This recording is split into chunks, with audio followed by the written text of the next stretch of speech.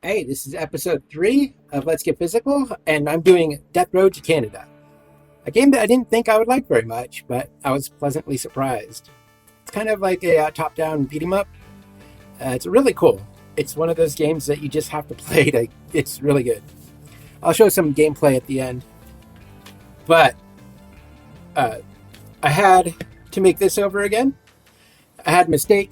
I'll show you some of the things I had to do to fix it up, but let's just say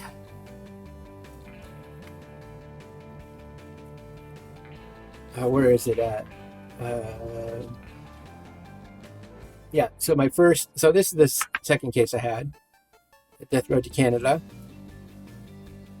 Here's a slipcover. Here's Death Road to Canada, front and back. I love one of the things, like when you read the game and when you're by it, it says tell people to cool it. It's just a very just carefree game, and I really do like it. Here's the inside. You got the game disc and the original soundtrack, which is really cool. I try to put the name of the person on the front, but yeah, of the soundtrack. I try to give them credit too. Even though this is only going to be for me, I still feel like give them the credit. I am showing the video too of me making these, so feel like getting the right names to the people who do the soundtrack justice. So I think the discs came out pretty good actually, and I like the background pick for this. It's what it looks like here. I made a mistake. Now I'll show you the mistakes I did.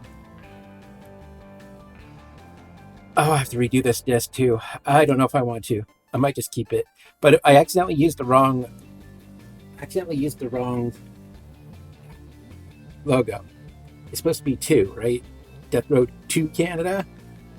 But I put TWO. And I don't really know if I want to reprint this disc. You know what? For the heck of it, just to remind me that I screwed up, we're leaving it. But yeah, it's Death Road to Canada. See, here's right. There's right. And the real case is right.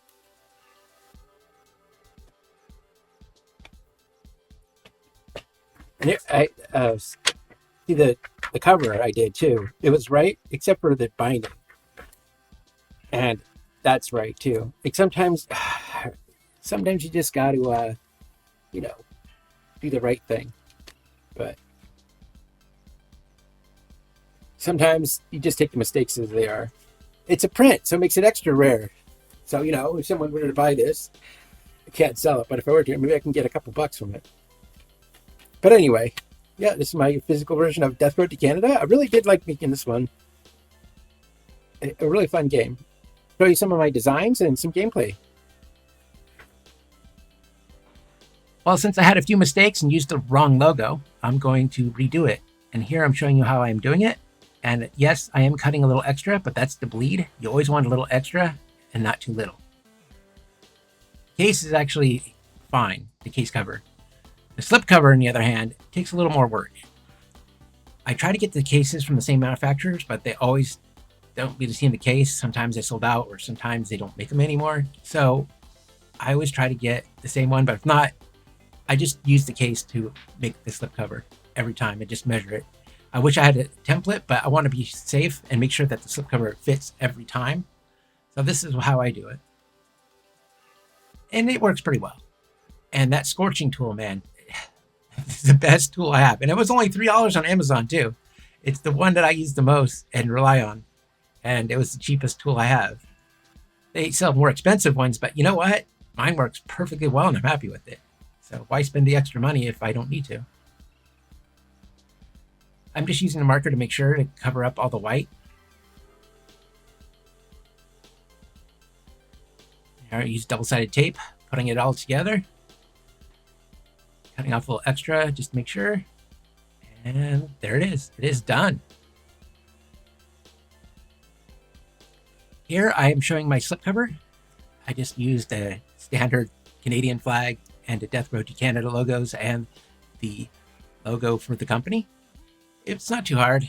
This is pretty easy. I always go a little extra on both sides just so I have room to cut and unfold the slipcover over the case. I want to make sure. And when I meant templates, this is what I meant. I didn't mean that the thing was already made. I just used a template to show me, like, hey, this is the binding side. This is the back cover. It gives me a good overview of where everything fits. So when I say templates, this is what I mean, because I have to put everything on it. But this gives me a good way of figuring out where things need to go.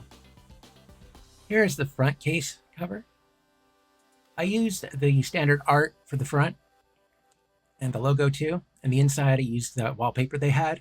I thought it looked really good on the inside, especially if it's clear. You don't want that white in there. You want something that pops out. To be honest, I don't think people even notice it, but if it's white, I think people do, which is weird. But it's nice to have that on the inside.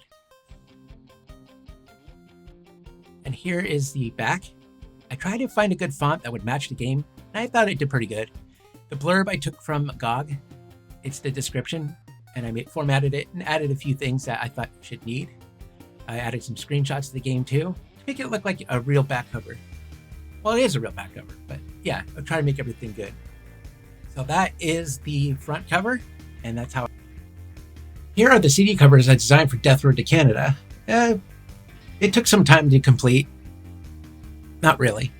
I did try to match the fonts with the game font.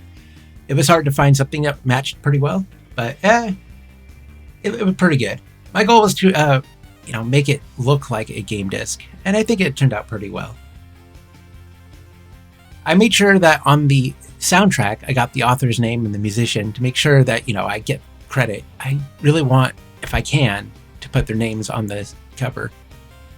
I want to give them credit because they're just as important as the game developers, in my opinion. Music is like one of the key things to do. So, I wanted to make sure that they had it. I think I had to do some adjustments here. Like the Death Road to Canada, that logo on the side.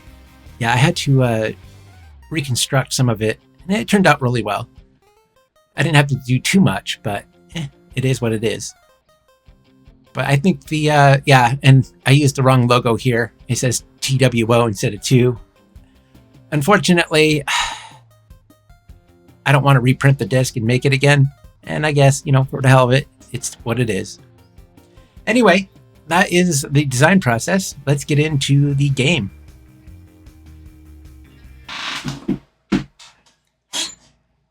Here's Death Road to Canada. It is a pretty fun game. It's by Rocket Cat Games, and it was released in, I think, 2016. It's one of the games I like to play on stream because I can make custom characters, and then what I can do is I can name the people who are in the stream and put them in custom characters, which is really cool.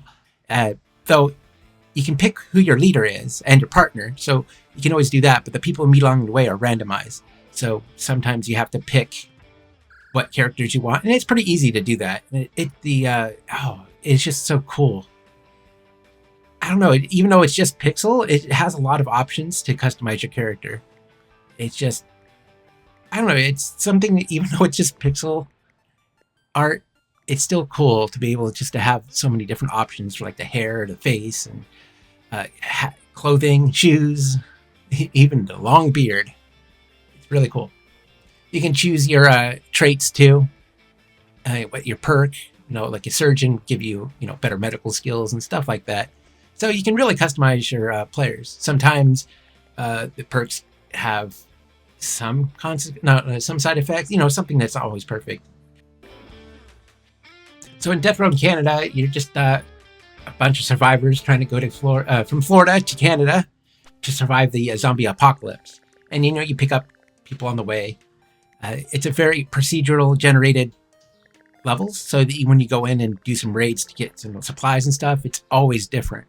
Like for here, if you go to Y'all Mart, which is kind of cool, you pick up, you can give people what weapons and whatnot, and then you just go around beating things. I like to use the shopping carts just to murder people, just because it saves on my weapon, because your weapons do break.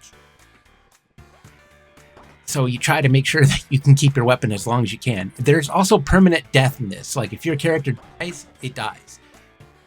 You have your other players. So if you have a party of 4, you can get killed 4 times. But you don't want to do that. Especially if your main character is modeled after you. It makes you want to think and plan out every move. It's kind of like a roguelike